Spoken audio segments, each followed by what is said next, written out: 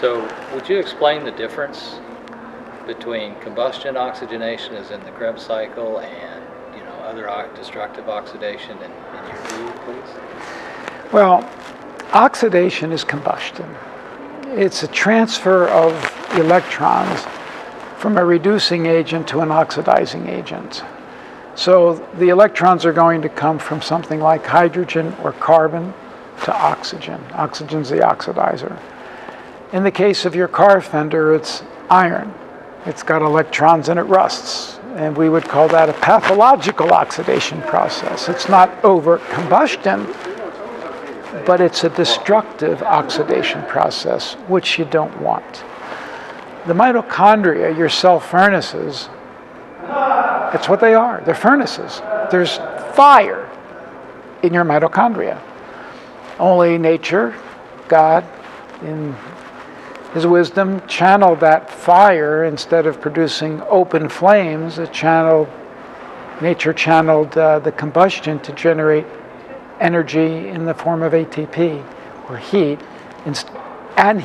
instead of overt flames.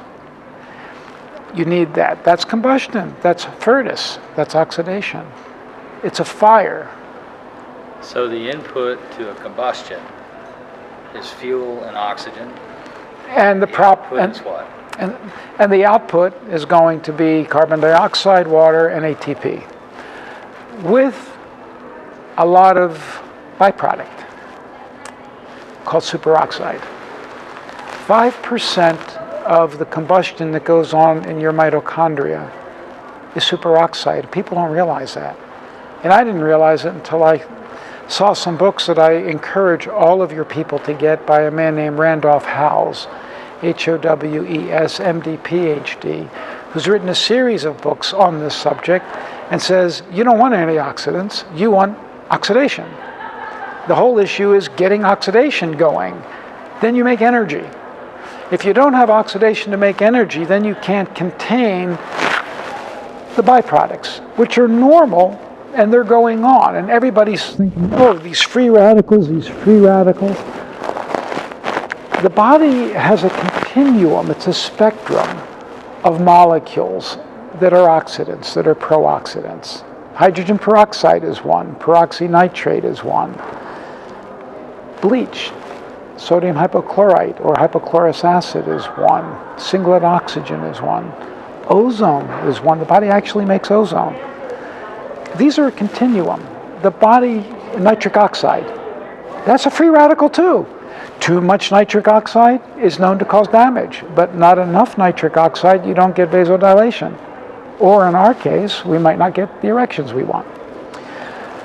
So there's a continuum, there's a spectrum. Our body needs them. Our body makes these oxidants for a reason, and without them we would have no immune defenses, because our white blood cells actually hurl these as grenades against pathogens to knock them out. They don't have defenses against these, while our own cells do have defenses. But it takes energy, proper energy, to maintain those defenses. So if you're not making the energy to keep your defenses up, your shield, so to speak, then your own missiles can hurt you. Does that make sense? But when you're properly making energy and your antioxidant defense systems are up, your shields are up like Star Trek, shields go up when you're under attack, it takes energy to have that, to keep that process going. So your mitochondria better be making energy, ATP, or you aren't going to do very well. So everybody's concerned about free radical damage. And they're concerned, oxidation, free radical damage. No. Virtually all the oxidation that's going on in your body is proper mitochondrial oxidation to make energy, to make ATP. And if you don't have it, nothing else that you do is going to do any good if you're not making ATP energy. It seems to me the concept of burning fuel with oxygen to produce energy is different than the metaphor of like oxidizing the fender on your car. One is a destructive process where oxidation is working on the constitutional body, like in this example of the cell, as opposed to working to produce energy. Well, let's use the car as an example. that fender's going to rust, right? Because it's made of iron if it's exposed. Doesn't it take something to keep a shield on that fender to keep it up? Paint. Thank you. It took energy to put that paint on. And in due course of use, that paint, what happens to that paint over time? It can get scratched, right? And then what's going to happen underneath that? Rust. Exactly. That's pathological oxidation. So you have to put energy into that scratch now to repair it and keep it from rusting. It's normal for your car to get dings in it and to get scratches and for paint chips to come off.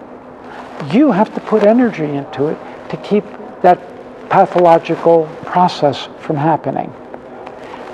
Therefore, you better be healthy, and you better put some of that energy into your car in the form of touching up the paint or maintaining it so that the car is not going to have pathological oxidation.